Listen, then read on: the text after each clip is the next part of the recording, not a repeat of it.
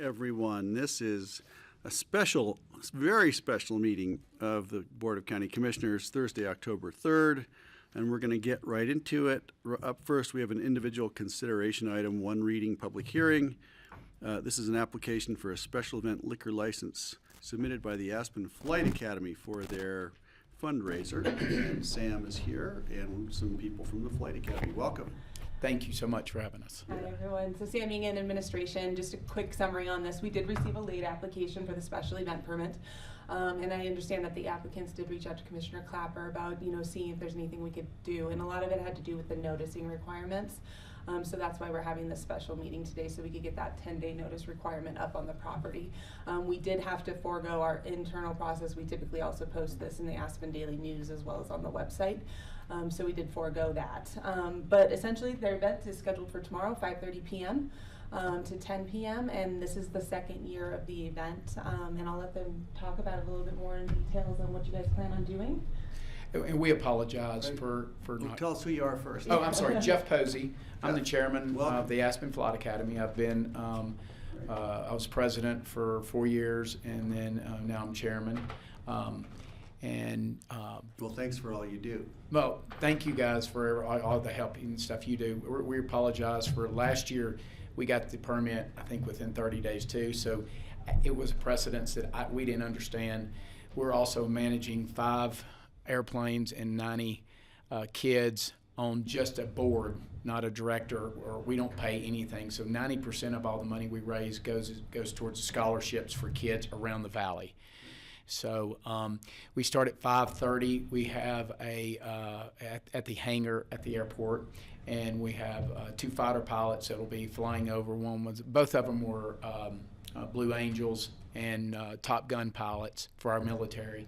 They'll do a flyover, and then they land out in front where we're having hopefully our cocktails, and they get out, and then John Gucci Foley is the speaker, and then Matthew Wiz Buckley is the MC host for the event.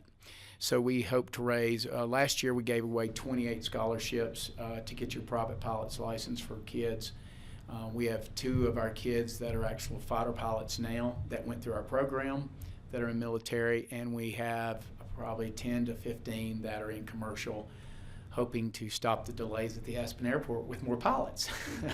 Great. So yeah, I just heard about a young woman from Aspen. Yes. I can't remember who is it. Do you remember? I can't remember her name. She's actually speaking. She's got do you remember her? What? Who's the young Aspen High School? Aspen High School. That was Trevin. Yes. Trevin. Okay. Yeah. Yeah. That's speaking. That she's one of the fighter pilot, and then That's right. Nick Belinsky is the other one that graduated from Aspen, went through our program, and is a fighter pilot. Fantastic. That's exciting. That's great. It's pretty cool.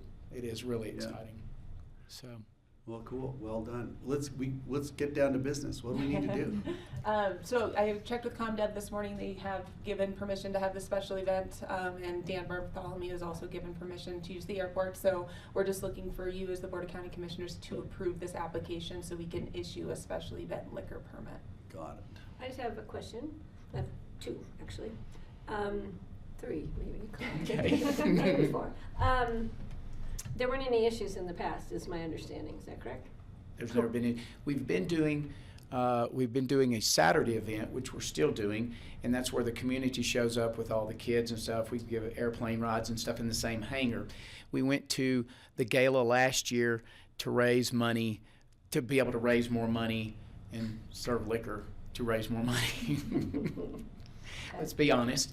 And so last year we raised a good bit of money to give more scholarships, and that's what we're doing again this year. Well, and then I'll do my comment. I think this is great. I think what you do for the kids in our community is awesome, and for the aviation industry, which we know is in need of pilots. Yes. At all levels and in all categories. Yes. And the other thing I would like for you, since you have this time, and this is on grassroots, is to let people know how they can get in touch with you if there's tickets left, how they can do it, and any more specifics about the event. Yes. Is that okay, Greg, if I give them the floor for a minute? Yep, sure. Yes, so I can give you a phone number for Michelle Sherlock. I can also send somebody in their email our invite that's got a scan code that you can scan to get the code. And if any of the commissioners want to come, we'll have a seat for you. We'll have a We table have an for you. event tomorrow night. We've got 4 things happening tomorrow. I know. I actually reached out about that event and said, could you move this one in? Yeah, like next year. Yes. But yeah, and yeah, just if you want to give people See in you, the Kelly. public how they can, do you have a website or something they can click We on? do, and we're also in the newspaper.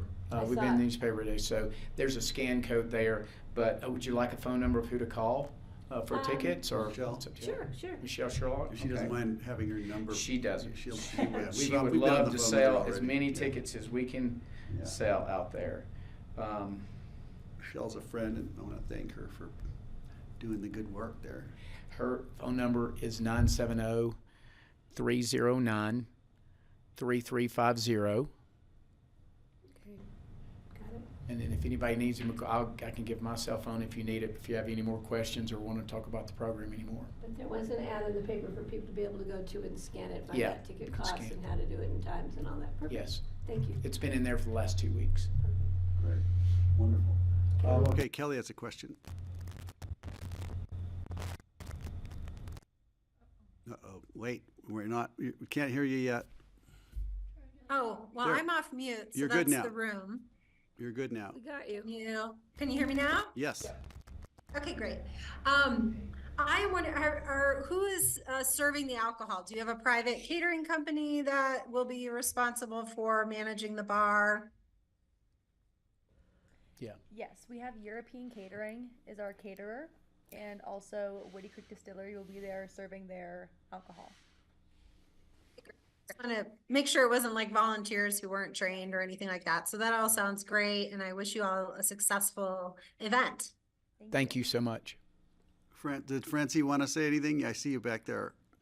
Hey, yeah, can you hear me? Yep. Oh, good. Yeah, I wish I could go. Unfortunately, it's the same night as the debate on the airport, so I will be at that. But I wish you guys the best of luck. Thank you so much. And if that event ends early for some reason, you guys come late, because Spasmatics will be there playing. So it'll be a lot more fun than the They're meeting you're great. going to. How late is it going to go? Great, Is it thank 10? you. Is that the latest? Okay, so go. Maybe we'll make it. I know my wife was going to go to your thing, and I'm going to something else. And Yeah. So maybe I'll go join Yeah, her. join us. Yeah. I don't think your meeting's going to last that long. It's going to a different I've got one than three what I'm going. three Oh, you events got 3. Okay. to do. Okay, any other questions, comments? I'll be looking for a motion. It's a public hearing. We've got to have a that's right, public hearing first. If I don't see any other questions, I'm going to open this up.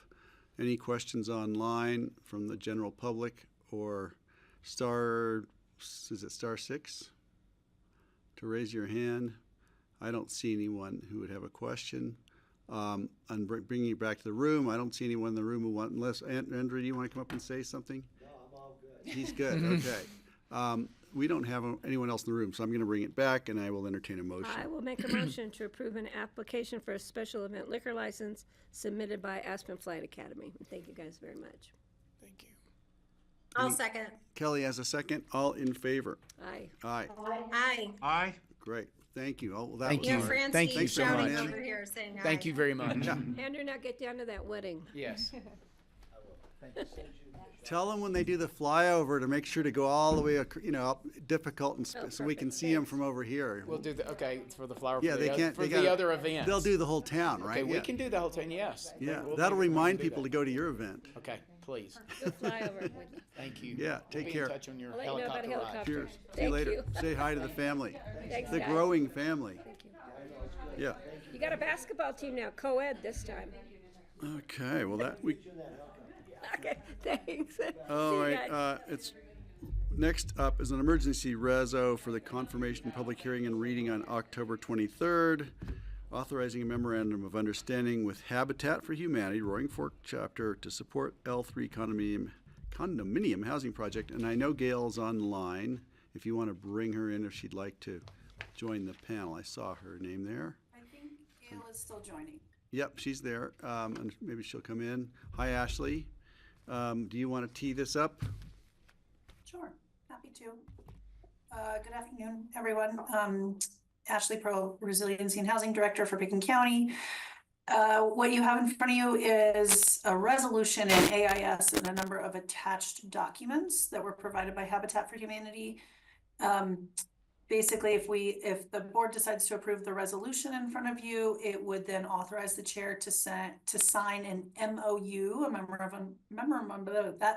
MOU, with Habitat for Humanity, and then also commit $450,000 of general fund housing dollars towards Habitat's effort to purchase this building. We have talked about this project in a number of different ways, and as you hopefully saw in the AIS, I think the easiest way to understand it is this would be a contribution towards Habitat so that Habitat can purchase this building. In exchange, or let's call it just frosting on the cake, would be that the county would receive priority access to 3 units for employees that work for Picken County of our choosing. And there's a number of details in all the attached documents that explain how that would work. But I think last time we met, we talked about this in a variety of different ways. And I think the easiest way to talk about it is really, it's a grant to Habitat to support their purchase of this building so that they can turn it into affordable deed restricted ownership instead of free market rentals. And there's a little bit of extra thrown in there, but as far as assurances we're able to get at this time for our money and things like that, I think it's best to think of it as a grant. We did talk about the budget, and I think the board was interested in spending the general fund money that the board has set aside for housing. And for $450,000, that gets us access to 3 units. It's $150,000 per unit. So that's the amount that we've been toying with to date. I see Rye just joined, and I know he's reviewed all the documents and whatnot, so I'm not sure if he has, I'll just stall while he gets settled. Rye, if you have other thoughts to add as an intro to this, or if we just want to go straight to board questions. I don't have anything else to add as an intro, so happy to answer any questions anybody might have. I just want to say John Peacock was in transit, and I think he's en route, or maybe he's on the Zoom. So why don't you make sure he's able to join if he's there? He's just on his phone. Got it. Okay. All right. He may want to add, chime in or something. I have some comments. But we've got questions and from the board. Let's get started. Patty. I don't have any questions. I had some concerns as to how this whole process was working out, but in giving it more thought and actually going down and looking at the site when I was in Glenwood, they're nice units. I'm a little worried about the stability of the hillside, but that's up to Glenwood Springs. But anyway, I'm going to support moving this forward. I know we have a time frame. I'd hate to lose 88 units that we could provide for members of the community valley-wide. I think it's a great opportunity for Picken County to show our willingness and our need and whatever for partnerships And I think this is a perfect opportunity to show the community that we mean what we say when we want to find partnerships to provide for affordable housing needs. I'm just going to ask the board to consider that when ballot question 1A passes and we generate funds, that we look at reimbursing the general fund housing money with this $450,000 so that we can then use it for the projects we have kind of been hoping to use that money for right here in Pickens County. But that's my position, and I think we're just gonna have to see how it all works out, and hopefully those people will be able to buy in and have a home ownership, which I think is terrific. Thanks, Patty. Anybody else? I'm still interested in learning about this, but I want to make sure Francie and Kelly and Steve have a chance to chime in. Francie, go ahead. You're muted. Oh, Michael just came in the back door. Kelly just went out the front door trying to catch him. Anyway,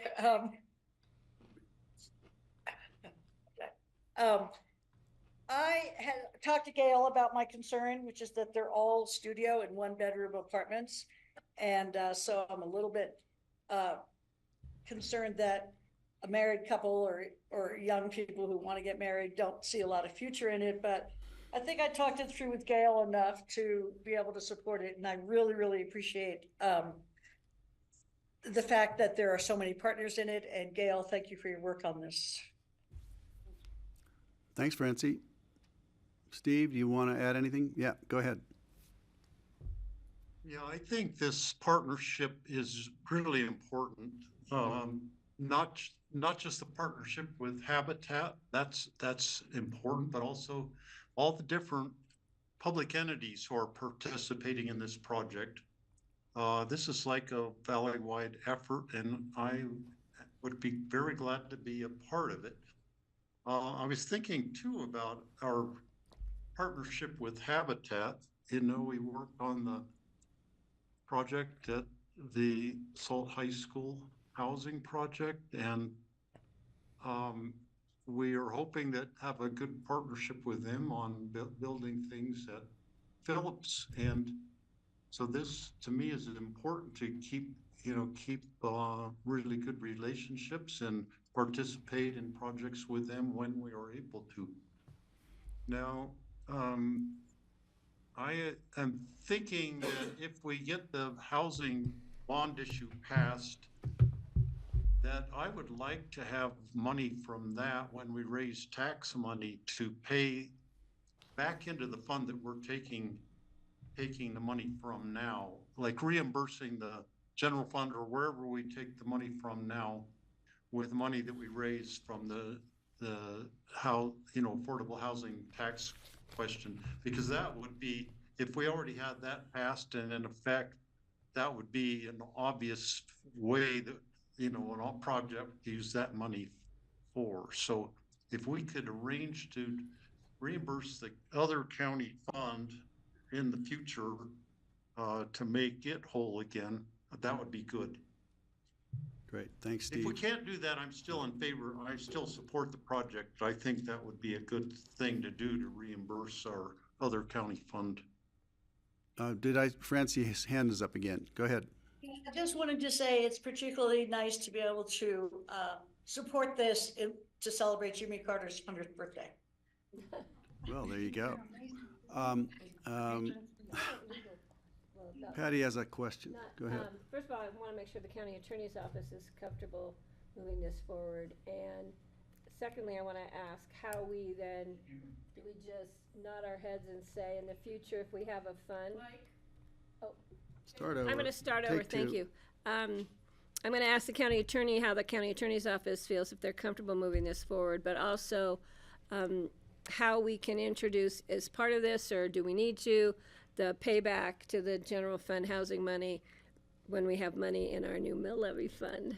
So I just don't know how we would ensure that, but I think that is a perfect way to show, again, partnerships in the use of that fund from 1C, or from 1A, excuse me. Greg, I can jump in on that second question. I think Rye will, of course, need to jump in on the first. Go ahead. But regarding the reimbursement or offsetting the general fund, the concern about general fund dollars, it can really be addressed two ways, I think. One, we can flag that and actually, because we'll have a for the tax and can flag that as an appropriation reimbursement for these costs for the housing index, the general fund balance. The way that the board could address it is most of the expenditures that we're talking about would qualify as expenditures under the housing tax. So to ensure that you could spend the housing tax dollars directly, for example, on a Phillips project that may otherwise be funded through the general fund. So two ways for us to skin that. I think we would just need direction from the board that you'd want staff to flag that and bring one of those solutions back. That's fine. Got it. And that's something, we don't have to do that today, correct? I just provide the staff direction today as part of Okay. your motion to approve this, if that's where the board goes. Okay, Ryder, do you want to opine on anything? Sure. The short answer to Patty's question is I am comfortable moving forward on this. Some of the documents need a little bit of work that are in your packet today, but I had an opportunity to talk to Gail before today, the meeting today, and she assured me that the intent through this process is to work with the partners in this project to make all these all these documents work really well. And I have a lot of confidence in Gail's representation in that regard. And the tweaks that I see in here are relatively minor, so I don't anticipate having any issues coming up about this. So I really appreciate Gail's communication with me this morning on this, and anyway, I feel good about it right now. So thanks. And this is regarding just the MOU and how it yeah, applies there's to a memorandum of grant. understanding. There's a master deed restriction in here. There's another document that's contemplated by the memorandum of understanding, which is a memorandum of agreement that the priority partners, which is how we would be identified in this transaction, when that gets recorded, and the timing of the approvals that Habitat's looking at is not immediate and not certain, although it seems very likely they're going to get the approvals they need from Glenwood. In any event, after talking to Gail and getting some more information from her about the timing and how the transaction's supposed to work out, I feel that we can structure this in a way that's going to work really well. So.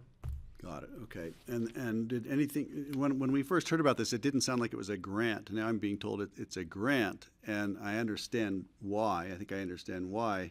But does that change any of the our understanding going into this originally? One of the questions we had, Gail, was what are we buying here? Who gets the so that nobody ever mentioned grant, and I think, well, maybe that is the cleanest way to describe it, but could you elaborate? Well, thank you so much. I so appreciate everyone's time today and stepping up and in sort of a short time frame. But so I think the simplest way is looking at this as a buy down. And so but helping us buy down a market rate 88 unit apartment building that's 2 years old, and being able to convert that apartment building into condominiums and being able to sell those condominiums at affordable rates, help finance all of the interested buyers, and basically put the deed restricted section on and allow for an appreciation that will help grow equity and wealth for those individuals, and more stability and those stays. So basically, alongside of all of the other, mainly governmental entities and a couple of employers, you are going to have a MOU reasonably tailored to your specifics, right? As we talked about, the attorney has worked with the fire department and Garfield County and also the city of Glenwood Springs and Snowmass. All of the entities are basically tweaking to some degree that MOU to really reflect what is important to that. We will have the deed restriction put on place at the point of sale to the individuals after this. Basically, we'll call it a 5-month county minimization process. And at that time, during that 5 months, we'll be helping put into contract and help the financing so folks are ready to buy at that point in time. And then certainly we are respecting all the leases that are in place. No one is being asked to relocate unless they choose to. And we have 5 or 6 other properties happy to accommodate, including the ones right next door from the same developer with new homes in the event they don't want to buy. So some will not qualify because they either don't work in the region or it's not their permanent home, but we know we're going to give every opportunity to the folks that are there. They will pay less as owners, they will build equity and wealth, and they will stay. And just responding to Francie's question, this is entry level. These are studios and 1-bedrooms. They will build stability and wealth and be able to move into larger units. Certainly it'd be great for a couple, even a couple with a baby in a 755 square foot 1-bedroom. They're beautiful units. The Stoneleigh, the developer, is turning over this building in excellent conditions. We've had several property assessment reports. We know what we're getting. They've repaired everything we've asked and accommodating our time. The first loan is coming from First Bank, 70%. A second position is coming from Chaffa for $5 million. And then we have these positions with one loan from Glenwood Springs stepped up with a $1.5 million grant and a $1.5 million loan. But what we'll see is that this equity role of the employers, you're basically buying a commodity, so to speak, a right to have your employee buy the unit. That right is resellable, but not at an appreciated rate. But it will, in perpetuity, provide these employers with priorities a place that one of their employees will own and be secure and stabilize their housing cost and build wealth and stay in the community and contribute to the workforce and the employees. Does that make, does that help in broad spectrum response, Greg? Yeah, thank you. I did have some other questions, and John has just joined us also. Hi, John. Yeah, he just managed to get here. He's been running around meeting to meeting as well. Okay, so here are my questions.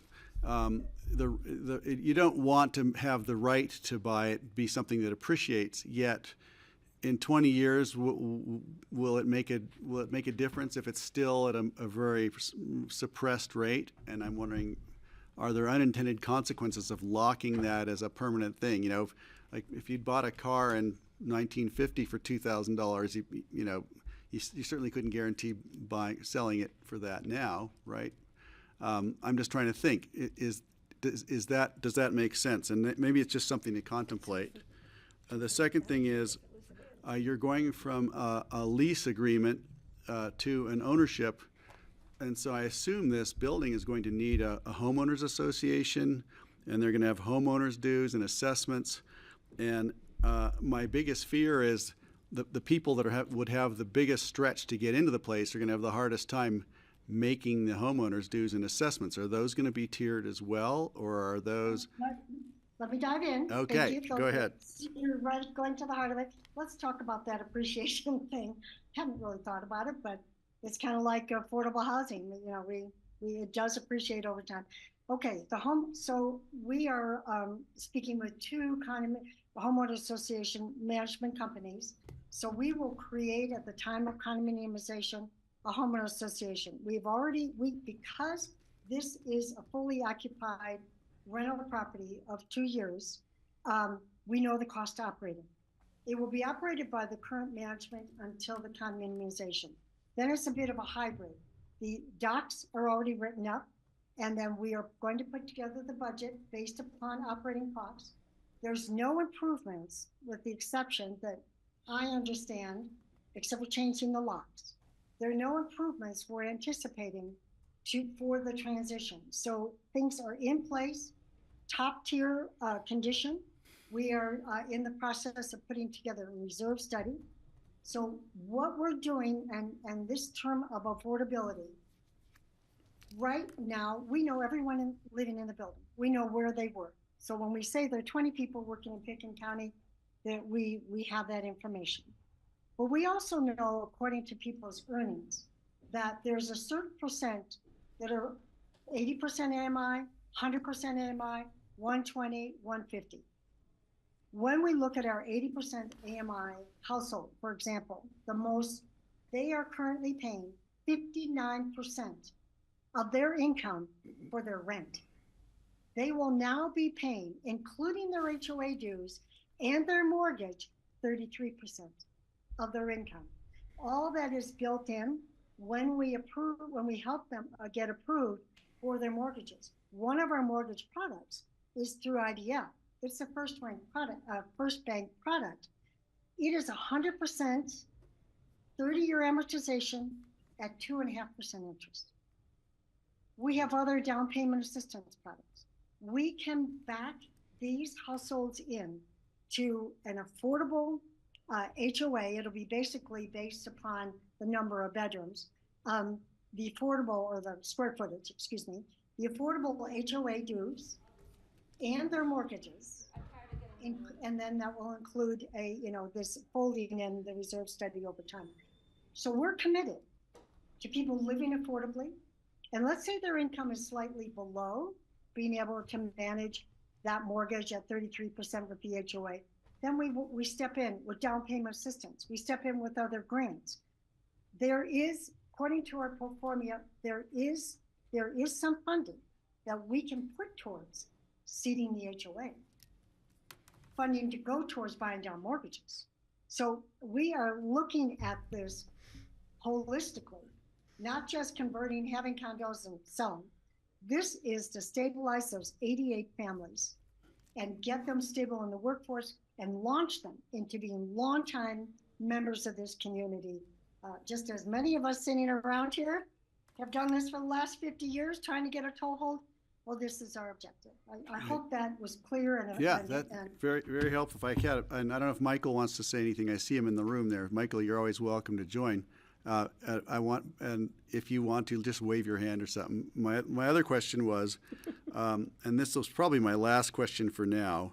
So Habitat can offer additional help beyond this to people to help them make this work, is what I hear you saying. It's really impressive what you're doing. It's really mind-blowing that you've been able to pull this off, so thank you. Foreclosure. Homeowners associations, I understand, have incredible powers to foreclose on people who don't pay even just their homeowners' dues. Are we going to have an insurance plan or something like that? I don't even know what it would mean if somebody were foreclosed on and if it's even possible, but. That's the Habitat role. Again, with the deed restriction, we have first right of refusal. We have stepped in on one occasion with a Habitat homeowner that we had to buy back their unit to avoid that foreclosure. That was by another lender. And we lease back to them. And then we sell back to them. So we're there as that stopgap. So to have that first right of refusal. And I just want to explain a little bit, if that's clear, that we will have, I will just give credit, and we're partners in Basalt Vista. Silver Mountain Properties is the property manager for that HOA.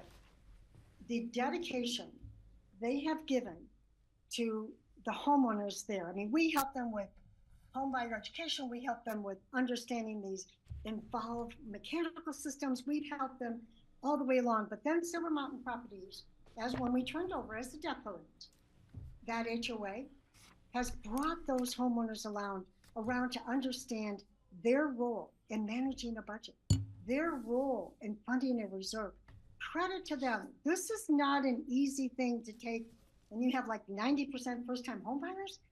Understanding what's involved with one, maintaining a neighborhood and maintaining their home. So we will have management in place that understands that. Not management in place that's going to stick notes on people's doors and tell them they're in arrears. You know, the state legislature is moving along with putting a lot of protections in place, but we are the stopgap. Just saying that. I want to just mention this pool concept as you are buying 3 priorities, and we've talked about this to some degree, that we don't believe, and we learned a little bit at South Vista with the school district, tying someone's job to their home. So should that person that Pickens County selects to buy leave Pickens County, then your priority moves to the part of the inventory that's doesn't have a priority on. So basically the person stays, complies with the deed restriction, stays in their home.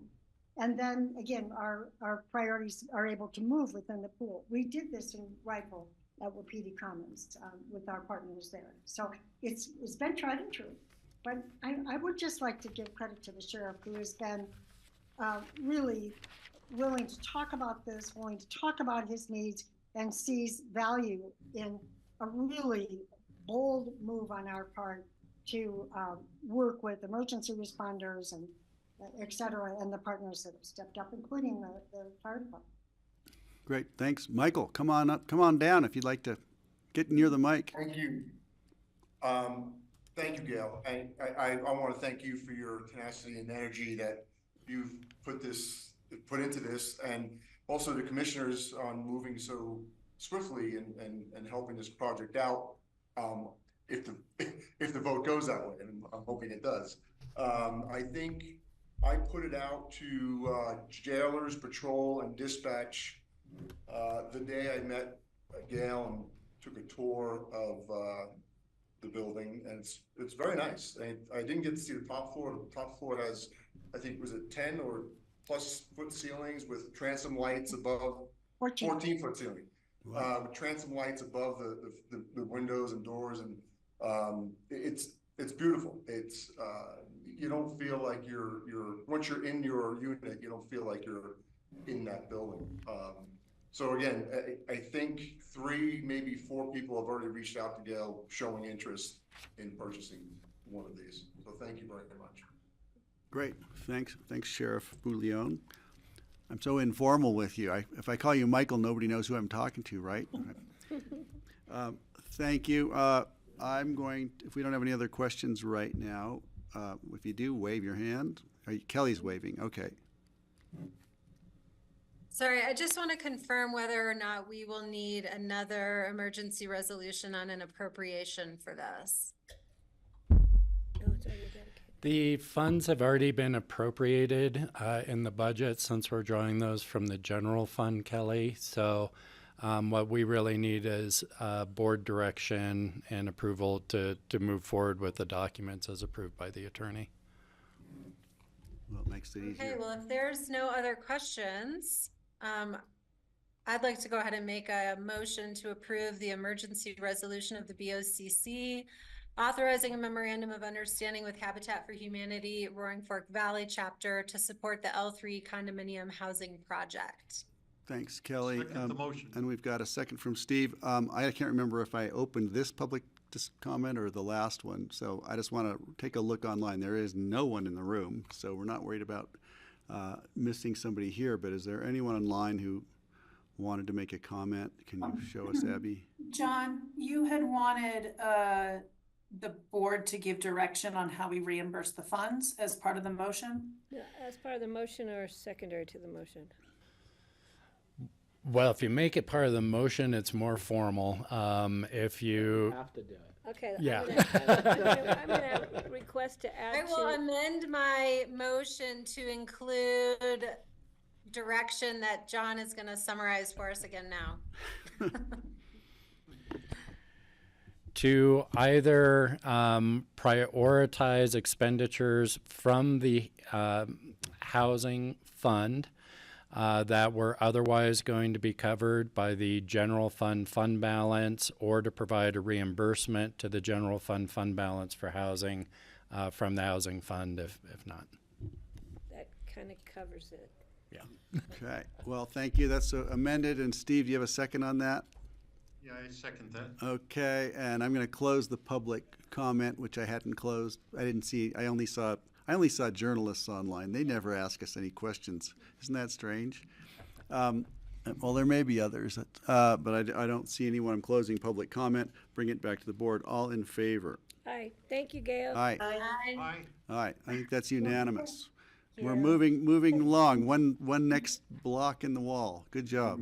Well, thank you, and I just want to thank Ashley and John for working so diligently to generate the information we need, and we will be looking for input on from our priority partners.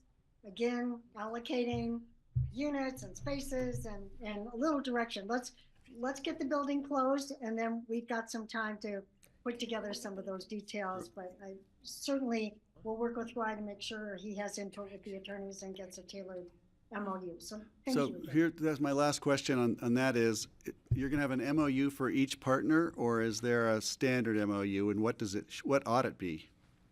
So it is a standard MOU.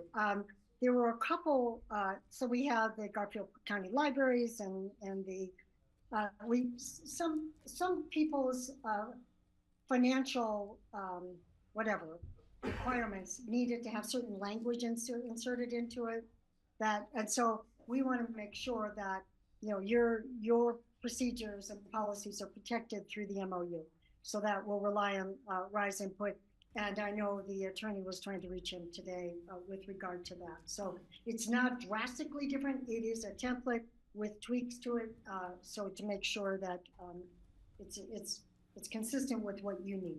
Great, thank you. And so keep us apprised of progress, will you? Let us know how things are going. It's short term, we'll be closing, and this is going to be really a model for an 88 unit buy down. So just think Incredible. about the impact.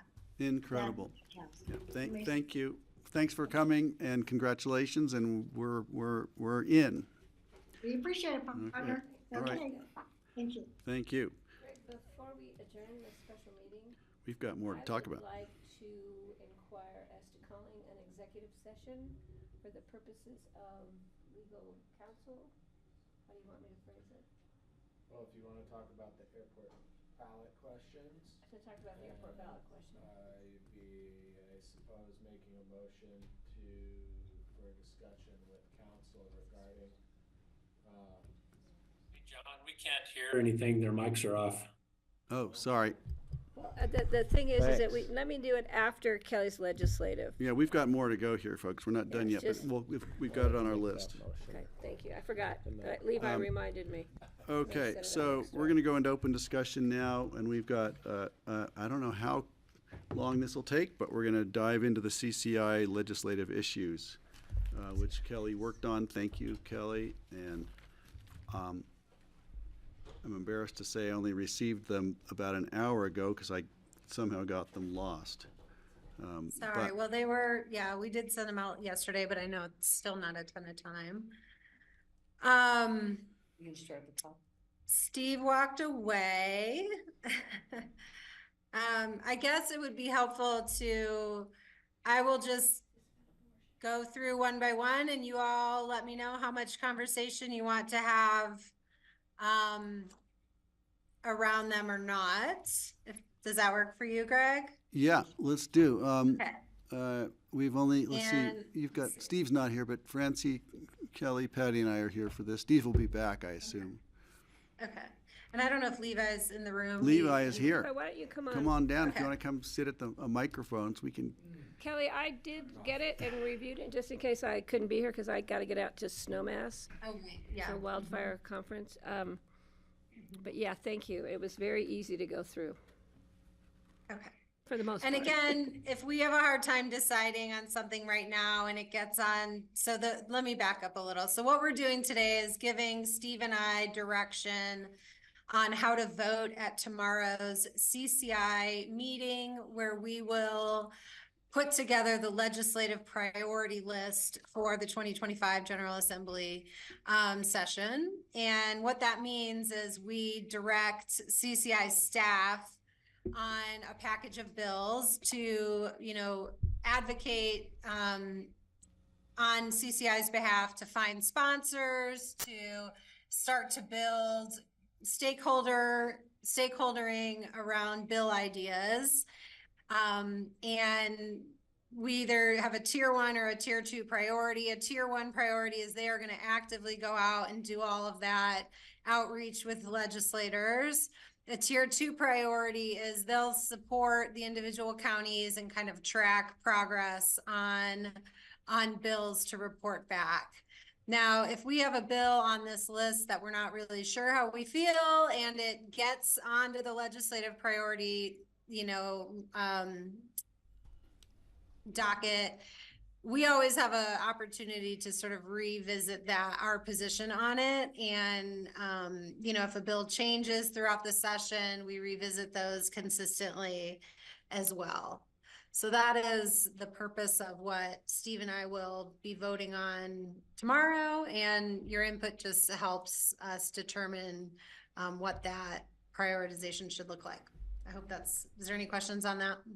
Do we prioritize all of the bills or just ours?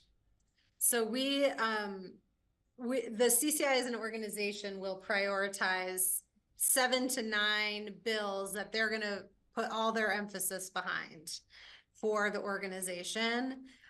We are hoping that we're going to have enough support, enough votes from all the other counties on our 2 bills to get to that point. Okay. Yeah. Thank you. And I can, we can talk about ours too and what I think our chances are and conversations I've had with people and stuff as well. Okay. So does that work? Are there any other questions on it, or I can just start plotting through the list? I just want to get it moving. I think we want to get through this.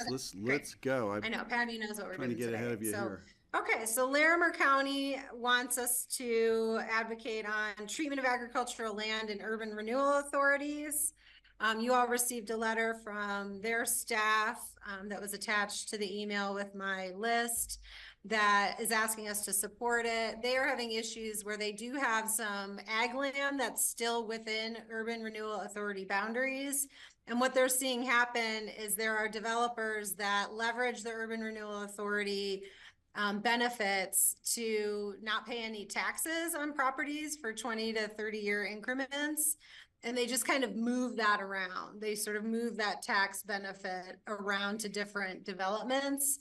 And it's causing issues for Larimer County tax rolls as well as access to those benefits for other properties is how I understand their concern.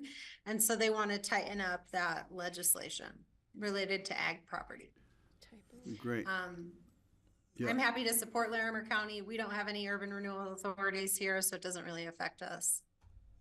I'd give it a thumbs up. I'm okay with it. Yeah, I'm okay. There's just a typo in the background, but we're not going to deal with it. We're not going to fix their typos. Steve, are you okay with that one? Yes. Okay, that's a yes. We're going to keep moving. Number 2.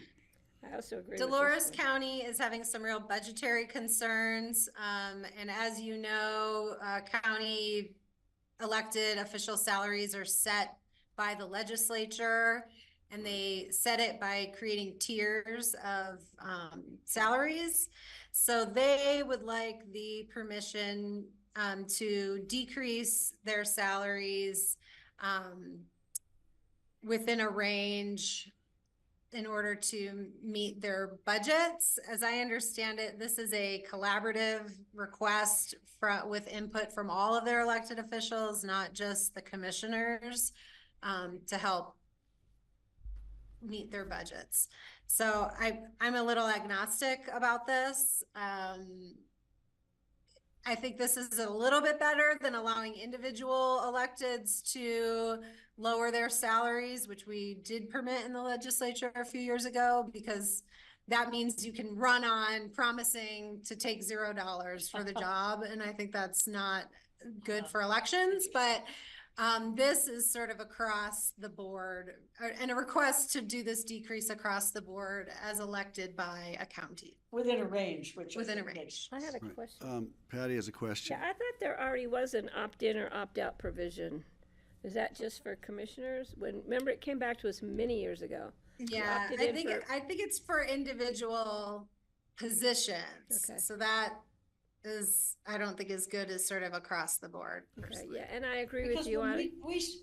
when we reset ours, we could choose which level we wanted to be reset at, right? Isn't that what happened? That was many years ago, before any of you were on the board. Well, No, and that's no, only it was because just the we're other home. year, we went up a couple of levels Yeah. for county commissioners, just like 3 years ago. Yeah, but there was one even John's still prior, there? there was one even prior to that, so it's been going on. But I support this, and I totally agree with Kelly that it shouldn't be, you can say, I'll take no money, because then people, the real people who, hardworking people, might not be able to take the job, and we want representation from all levels of elected, so. Good point. If everybody is in favor of supporting this, we Yeah. could just thumbs up and keep moving. It looks like we have a support from, Yeah, I'm a little agnostic about it. I'm fine to support it. Okay, yeah. good. Thanks for coming along with us, Kelly.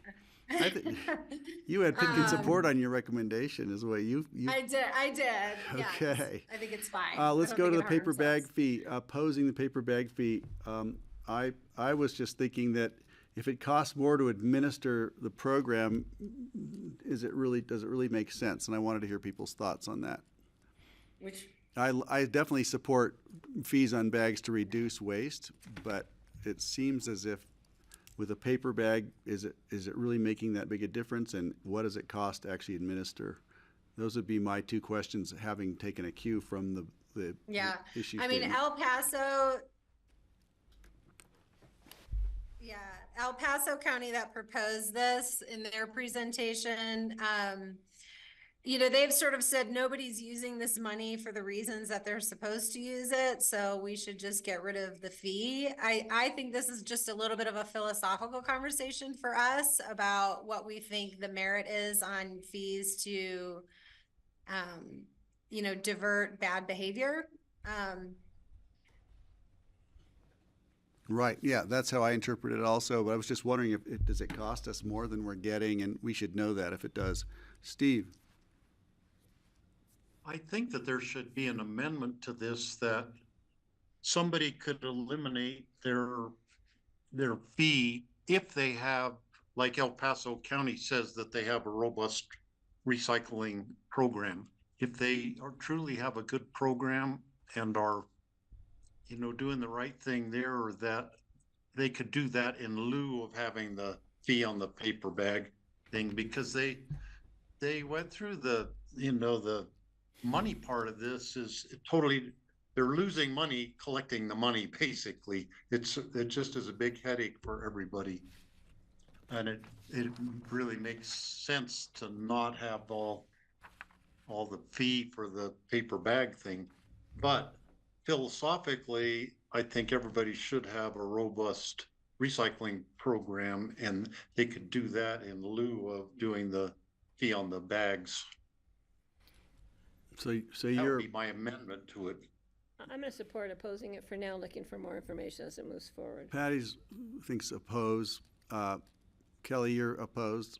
Francie, I Yeah. don't see Francie there. She had to go to the bathroom. Right. All right, next. I think we can move on. I'm happy to go along with Okay. the group on that. Okay, let's go to the next one. I definitely support this Retail- position. Yeah, okay, retail food establishment fees. So unlike Eagle County, we have, the state does our restaurant inspections, but they do their own.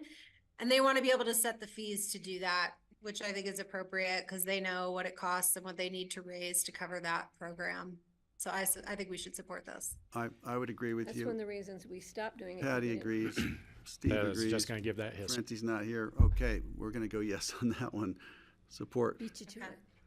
it. Okay, minimum sentencing for child prostitution offenses. You have oppose written down here. Explain this to me. Sure. I'm drawing off our other conversation last week about minimum sentencing and relying on sort of best practice that minimum sentencing is not the best way to go.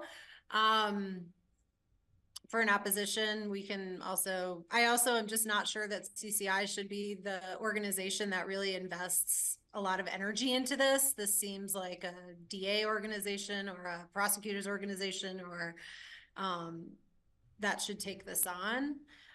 So that's my recommendation for oppose. So, Right. so this means they'd have a mandatory minimum period of imprisonment. But what happens when there's no minimum mandatory and they don't get any time imprisoned? What's the deterrent or the consequences of child prostitution? Again, I'm not an expert in Yeah, this. so that's a question we may want to see if that's asked during, if it moves forward. So just keep us posted if that comes up and anybody answers that question. It goes based on the judge's yeah, but you'd hate for it to be a slap on the wrist rather than you're going to serve minimum of 2 years and during that time you're going to get counseling, et cetera, et cetera.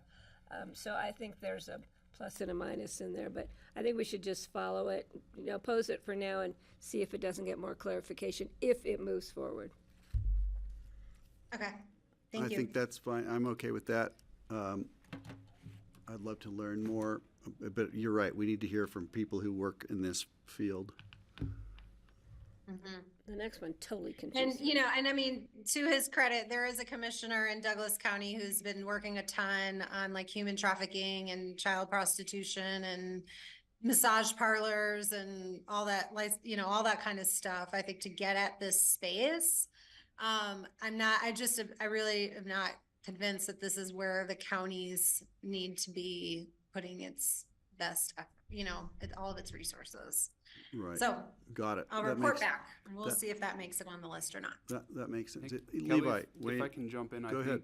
I think what that bill's looking to do is to establish a mandatory minimum at the bottom end of the presumptive range as it's listed now.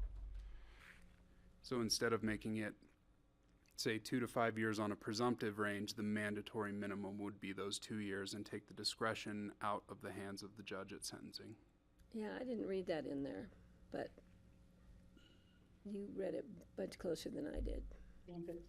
So what we're opposing is getting involved in CCI's advocacy. Yeah, amend sentencing guidelines to require that a person convicted of each crime be sentenced for a term at least the minimum of the presumptive sentencing range for the offenses of conviction. So it looks to me like a change from presumptive to mandatory in terms of the minimum. And how do you define presumptive? I think they're listed in sentencing guidelines, so those already exist, is my understanding. Thank you. Comments, Francie, Steve? I would support this. You would support us Or does opposing it, or you, BCIs or you would ever- oppose it? How high would I put it up there, you mean? Right. I don't know. I mean, we can support it as a tier 2. Okay. Yeah, and just watch it. Yeah. Watch them all. We're gonna watch it move forward. And I'm just gonna, Not. Levi, help me keep track of this, but let me grab my He's writing notepad to make furiously. sure I'm- He's writing it right now. Yep, I'm taking notes on all of them. Okay, next is responsibilities of employer in civil judgments for civil rights violations. And this requires discussion. So, it's confusing. I think the history of what happened here is a deputy detention officer violated an inmate, and the county was sued, and then the detention officer was sued, and they didn't have money to pay the civil damages, and so this seeks to prevent or to protect counties from being responsible for paying civil damages for violations committed by employees. Civil rights violations committed by employees. So that's interesting. yeah.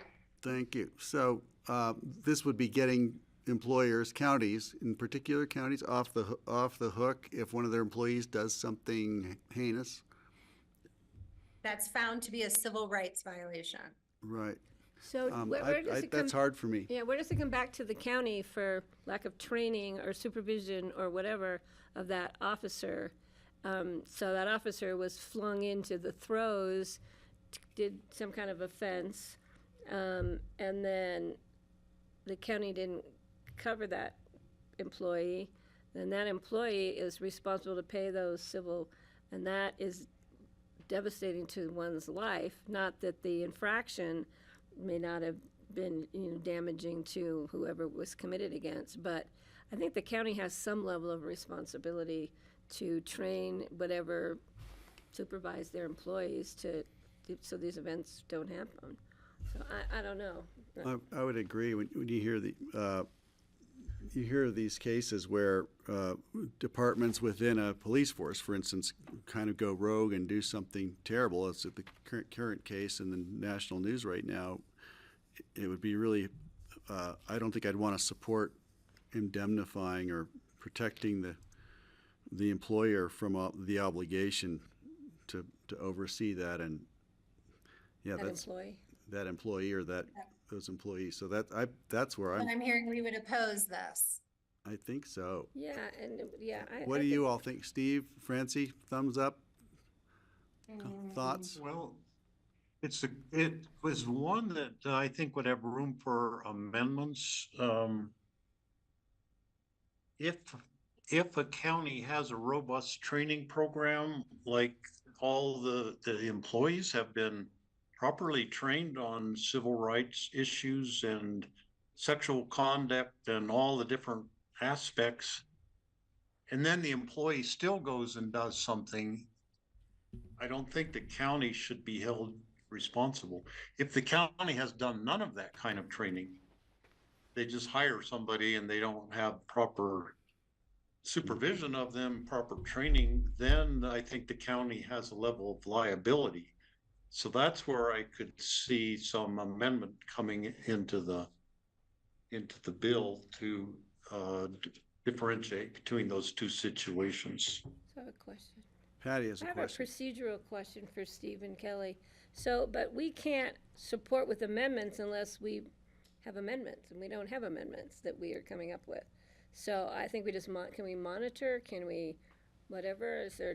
I know we have approve or support, don't support, or abstain. But yeah, I would like to see. I'm not ready to come up with amendments to this, but I see Steve's point. But so I don't know what action we take at this early onset of CCI's legislative agenda. I'm pretty torn on it, so I can't take a stand. Okay. Yeah, I mean, right now it's really, do we want CCI as an organization to put their muscle and resources behind crafting this, getting this bill introduced and passed? And it will get amended and crafted along the way. We could come in at a tier 2. Yeah? I mean, we can, yeah, is that? You can join later if it gets amended, but as it is, I wouldn't support it. Right. Like, do we want to support it at all moving forward, or, Fremont County also can always work on this on their own? It kind of defies the whole, the whole thing that because then the county may not have to insure. They may not have to buy insurance if they'll never be liable. And I just think, boy, it just seems to me like a bailout on the employee. A bailout for it's counties in this case, with the example, and I'm nervous about it. So if it's amended to something closer to what Steve wants, then perhaps. But can we just watch it, wait to see where it goes? I mean, it won't go anywhere from CCI if we oppose it. If we oppose it? I guess, so. I'm clear if there's some desire if we have some desire to see it move forward or not.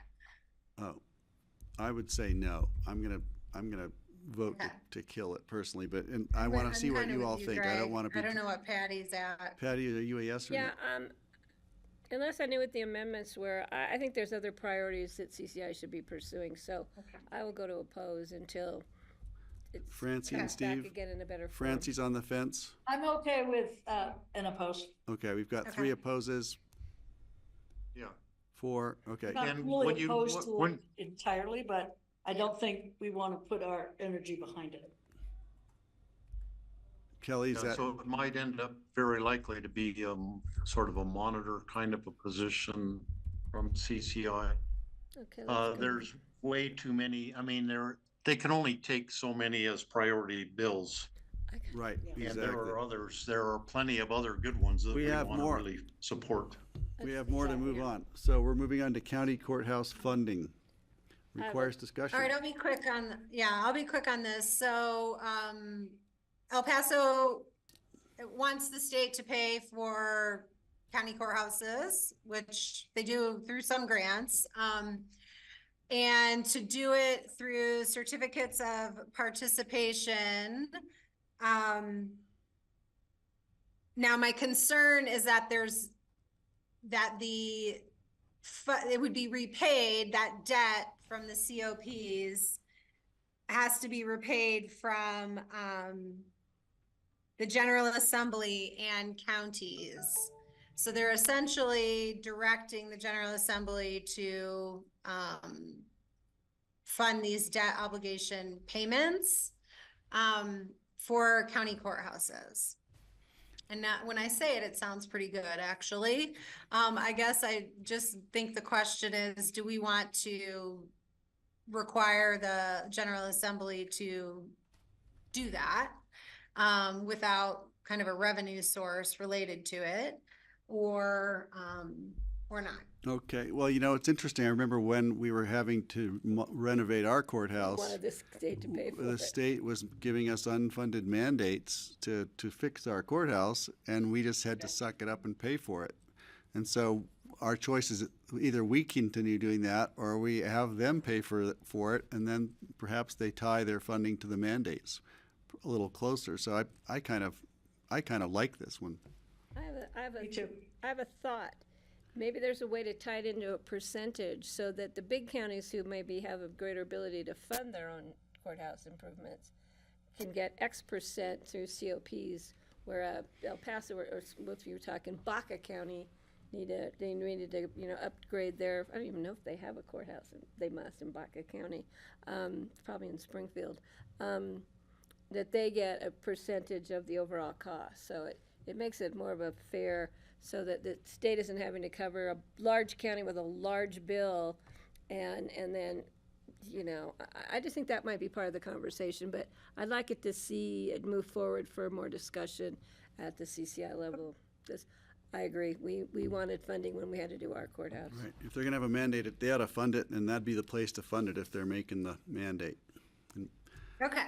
Okay, thank you. We're I'll gonna move keep. on. Yes, improvements in water sampling for impaired stream segments. Mesa County wants to amend the Clean Water Act.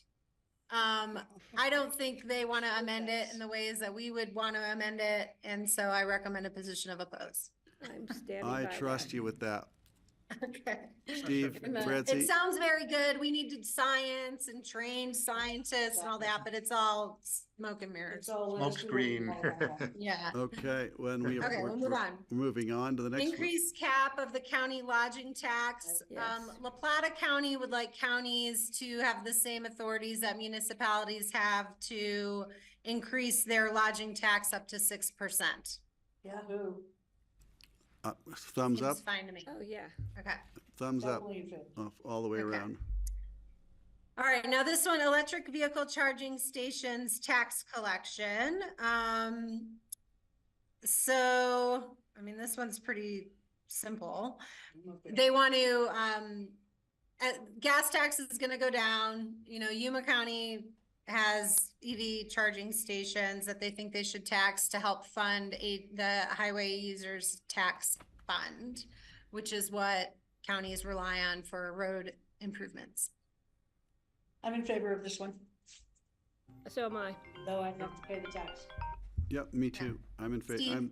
So this is a very simplistic thing, and it doesn't I think there needs to be a lot more comprehensive discussion and bill regarding how to have EVs pay their way for highway, road maintenance.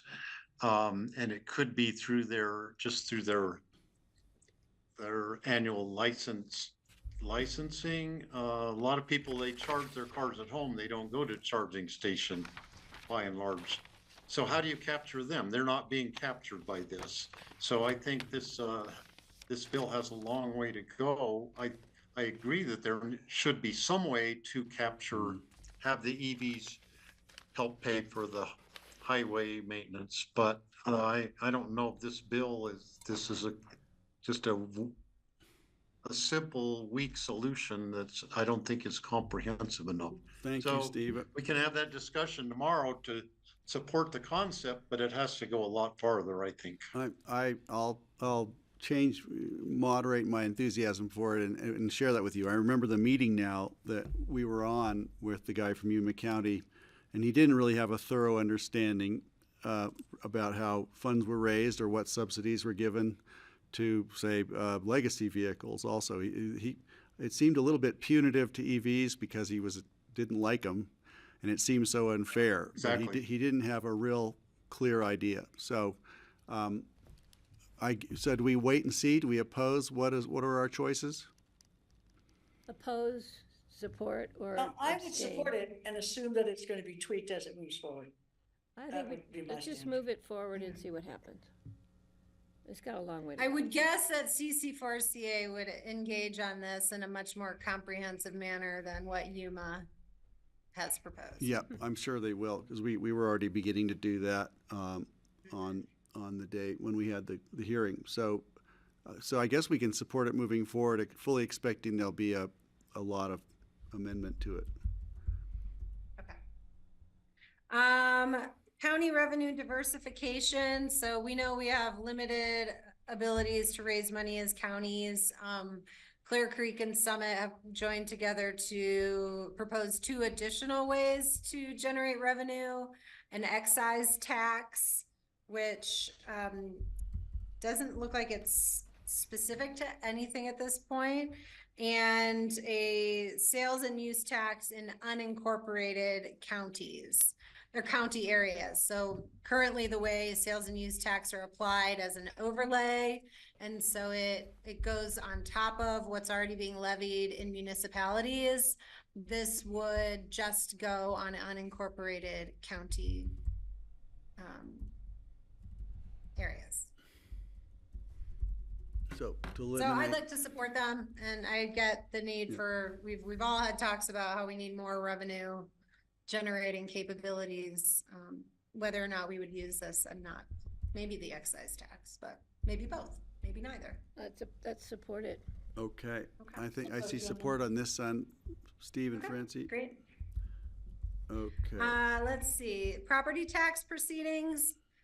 I have to be honest, I think I need to punt on this one. I did not, unless Levi has information he wants to share, I did not read the white paper that talks about trying to make the Board of Assessment Appeals reformed. I mean, I trust Eagle County, I may ask for some latitude to listen to the discussion and decide tomorrow, but if Levi has more to share, please. Sure. I think Eagle County ran into a situation where a lot of people made kind of knowingly false appeals on their property tax, like the base village at Vale. They would make an appeal saying it's worth $500,000. And then they would have to pay the tax, and while it went through the arbitration process, they'd be gaining interest on the balance if they were to emerge victorious. So I think they found it was chewing up so much of their staff attorney time on basically what amounts to frivolous BOE challenges to assessed values that they're looking to reform that process to save their staff time and save the interest paid that they have to pay back after the tax has already been paid. That's what I understood from Jeff. Greg, if I could add one other Please thing do. Please I do. think that for our CCI representatives, There are a couple of the attorneys in the Eagle County Attorney's Office have been really strong champions for tax appeal reform and very helpful within the county attorney working group on procedural aspects of dealing with the Board of Assessment Appeals. Frankly, the procedural components of dealing with that body these days are almost to the level of absurd. So any reform to that particular method of doing business would be great, particularly in the realm of what Levi just mentioned. And any other work they're looking to do, I trust that they're working in the right direction, frankly. Thank you for that. That's helpful. I'd like to support Eagle County. Yeah, let's support it and see where. Steve, a lot okay? of these have a lot of hurdles before they get anywhere, but. And Francie, I don't see you, but I thought I heard you say, yeah, thumb up. Okay. The next one, just I stick think your we- thumb into the picture and we'll know. Okay. All right. Okay, Next. the next one is the real estate transfer tax. We will vigorously advocate, and we have lots of county support on this one. As you know, CCI is a tough crowd. Good luck. So construction defect reform. That one got punted last year, right? Yes, I disagree with the premise on which this is offered by El Paso County. And I have shared in the past with you all, you know, white papers written on this topic. But the premise being that we're not building condos because of construction defect reform, and therefore we need to change those laws to get more condos, is, I think, a false premise. We have apartments and single family homes being built because that is what is making money for the developers, and they are raking in a ton of money on market rate luxury rentals, rather than, you know, building condos. And that's For small single family homes. yes. And so that's why, you know, so I just disagree with the premise on this. Not to say that we may not need some construction defect reform. But you all let me know what you want me to do. I agree with. I think I agree with you also. Patty and I agree. Great. I didn't. Also, in previous years, this has been highly contentious and just huge fights at the state capitol. It'd be the same thing this year, and that would be a reason to oppose it, just not to get involved in that fight again and waste a lot of time and effort and energy and have it be vetoed probably by the governor would be probably the end result. Okay, I think we've got a support on that. Okay, I do want to give an update on our sustainable aviation fuel. And John, I haven't had a chance to connect with you on this, but Kelly Flanagan called me, I don't know, yesterday or the day before. She's the director of CCI. And she said she talked with OEdit about our proposal, which again is a tax incentive through a credit on both producers and users. And so she thought that and OEdit informed her that they thought that there are tax incentive programs that, depending on the location of a production facility, already exist, that a sustainable aviation fuel producer could leverage. And that likely, you know, I told her about our grant looking at a feasibility study on the West Slope, that if that feasibility study also included these tax incentives, that it might help with kind of a siting opportunity, and that OEdit would be eager to work with us on that. On the other side, related to the users, her concern is that, you know, the governor opposes tax credits, that the budgetary situation of the state will make it hard to fund a tax credit. And that, you know, if we wanted to succeed, we would have to figure out a revenue source to pay for the tax credit. So that will come up in discussion, I think, tomorrow when we try to gain support for this. I think we should still push for support for it and say, well, let's get legislators on board to help us start brainstorming and stakeholding around what that revenue might be. Go ahead. Kelly, if I could just comment on that, the only tax credit that I is aware of in Colorado is actually an income tax credit that goes to investors who invest in sustainable aviation fuel production, research, or development. So it's an investment incentive versus a direct tax credit to the producer. So it's a little bit different. That's the only, so it is a little bit different than I think what we were trying to incentivize through OEDIT. Well, I'm not gonna know. I mean, I think that a conversation with OEDIT would be great. Okay. You know, if you wanna, you and I can talk offline about if you wanna coach me a little better on how to pitch this tomorrow. Is our feasibility study going to be, by any chance, looking at those opportunities for incentives? Or is it just on more?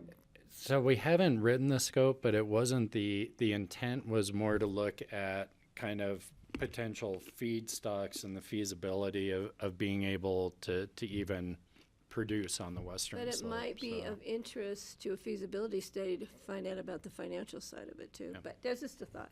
But I think we should move it forward, and we got to get the conversation started, and better to start it here with a project we have hopefully moving forward. Strong support over here. Yeah. Okay, I know I didn't think it changed, but I just wanted to do that. And yeah, John, let's maybe connect before tomorrow morning about this. The next one is permissive authority to collect a roadway maintenance fee. And as I understand this, this is additionally an authority that municipalities have that Arapahoe County is requesting counties also have in order to cover road maintenance costs. Levi, do you have anything else you want to Where's the funding add coming on that? from? No, I think the funding is coming from users. It's coming at time of registration. Is that right, Kelly? So it'd be an increase in if you registered your car in the county? Yeah, that's my belief. Question, I think we should support it, but I think I have questions as to, as we do with many bills that come forward, where's the money coming from? And who's having to pay it?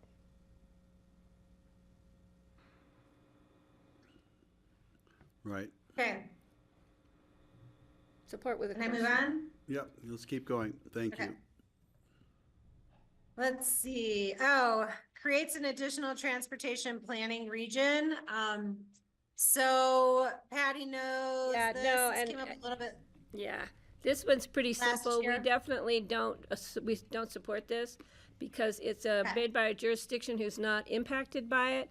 And it's unnecessary, and those jurisdictions that will be impacted by it don't support it. So if you want more further clarification from Brian Pettit, but that's my understanding. Okay. Yeah, the way he explained it to me is that, you know, because there was some discussion on breaking up the Intermountain TPR that we belong to, it would take away some representation from these southern counties but we don't want to break up the Intermountain TPR, so we don't want to further. Yeah. So if that, you know, we don't want to support what they're saying because it will just emphasize that breakup. And I think they'll hear I don't from think those counties within the Intermountain TPR that are saying, why are you messing with it? We like it the way it is. You didn't ask us, and you're putting forward a bill that affects us and not you, which seems really bizarre. Yeah. Okay. Okay, the next one is redistributing these HUTF funding tiers. There are 3 tiers that exist for funding. Pitkin County gets funding in tier 1 and tier 3. Most counties get funding in tier 1 and tier 3. There are a handful of other counties that get money in tier 2. I don't quite understand how they break that up because many of them are big counties and then there's a handful of small counties. So I'm honestly not sure I totally understand what they're trying to accomplish here.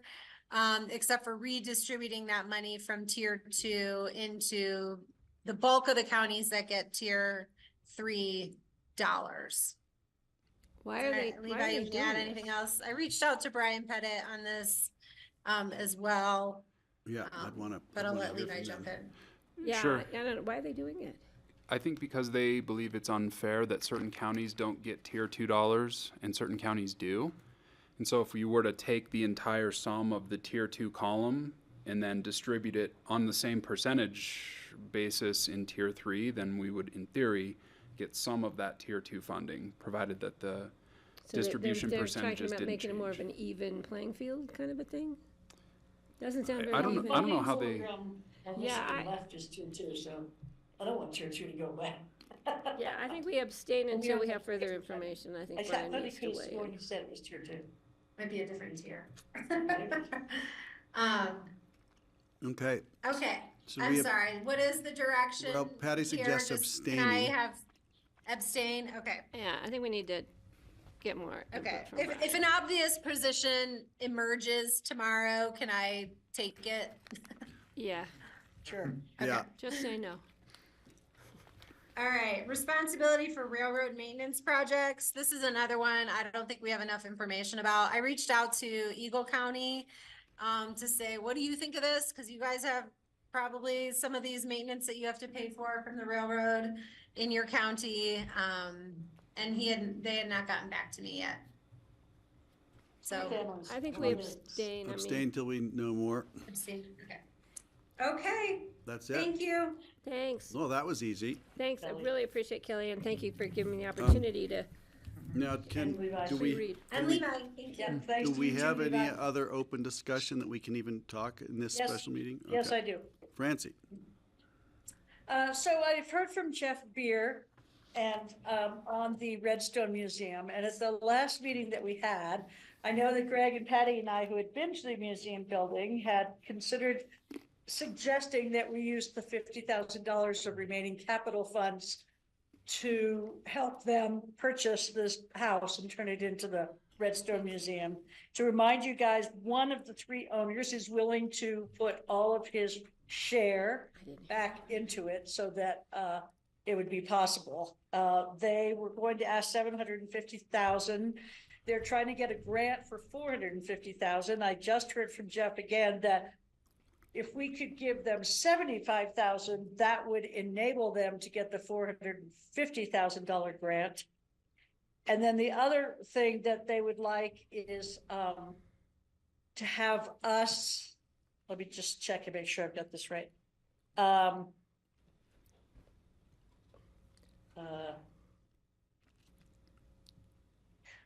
That we would give authorization for Susanna to help write the grant. So they wouldn't have to pay for grant application writing, that Susanna could help them write the grant. So that's where they are right now. It's not a 400, wait a minute. No, the grant that they want matching funds for is 250,000. They need 450,000 altogether. So they're working on it. They spoke to Open Space and Trails yesterday. They were allotted 5 minutes.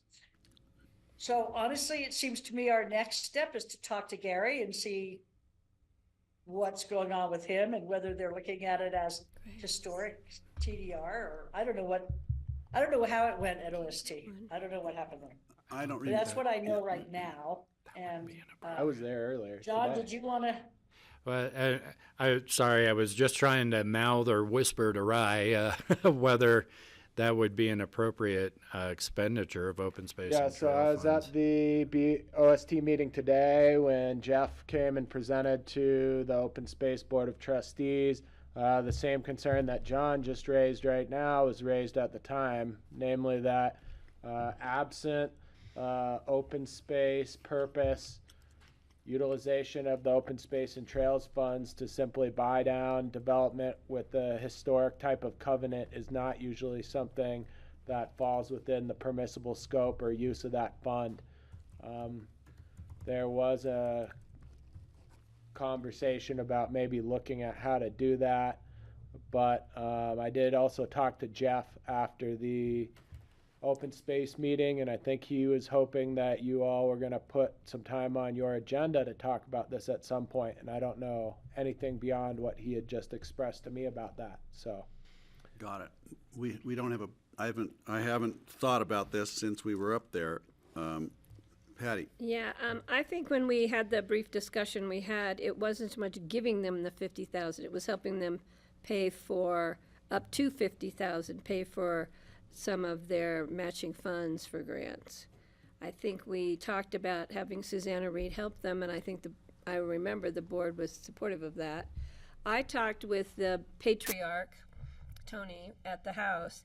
He indicated to me he was willing to waive some of it. He didn't say he was pitching in all his dollars on it. So I heard a little different, but that doesn't mean I misunderstood or I don't know, but I do want to help him. I just think we need to have a broader discussion on where the funds would be coming from, where they would be going, and maybe so the rest of the board hears the same thing, like you guys who didn't have the opportunity to be up at their open house. Francie? Right, so Charlotte and I had communicated before she left about getting them on the schedule, but they're not on the schedule, so maybe just Greg and John, if you would maybe figure out a time for them to come and present something to us. Yeah, great idea. Got it. Thank you. Okay. Thanks, Francie. Okay, thank you guys. Thanks for relaying that. Other open discussion items? I can alert you that I was anticipating getting a letter already from CPW asking for a letter of support for some sort of permit for CPW. And I can't even relay what it is. I had a brief discussion with them and I was expecting a letter. Hasn't come yet. I guess we'll see that. We did have a letter from John Bennett. John and I have discussed this just with, to articulate how we are pursuing our climate action vis-a-vis the airport. And John, I don't know if you can weigh in. He wants to set up a Thompson Divide model. Right. They'd like to use a Thompson Divide sort of model.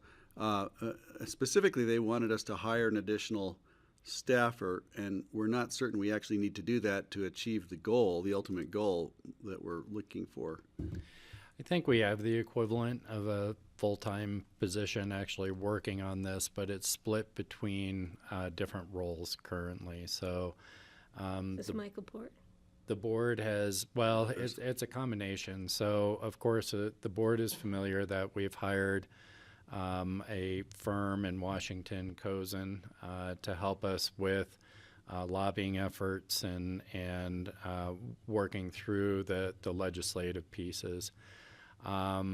Between actually Rye, myself, and the airport director and deputy county manager, we spend quite a bit of direct time with Cozen on those efforts. In addition, we've more recently, Patty, to your point, been drawing in some of our existing environmental staff on issues like the sustainable aviation fuel and whatnot. Additionally, the airport has hired a position to do more of the project management, so it's not so much on the lobbying side, but the project management on the noise and emissions studies at the airport to ensure that we're following through with those commitments. It's a little bit different than the Thompson Divide model, but the effort is also a little bit different in this regard. And so, while to date, the board has not made a commitment to hire a new position, we've dedicated a lot of resources at different levels of the organization to follow through on these commitments. So maybe just a conversation, Greg, with John Peacock and John Bennett and George Newman to better clarify. I know we've tried to talk to them about that before, but to let them know the efforts that we're already exerting and that we need to just get through November 4th to see where we need to really go on climate issues with the airport. You know, the model for Thompson Divide was that Chris Selden was kind of put on that by John Ely. Chris Selden, I think, was already working for us and was in the office. So it wasn't Yeah, like he was- they didn't hire a new guy to go prosecute that. They just focused It- Chris on it. Chris was pretty, that was kind of his That was his focus for the time being, yeah.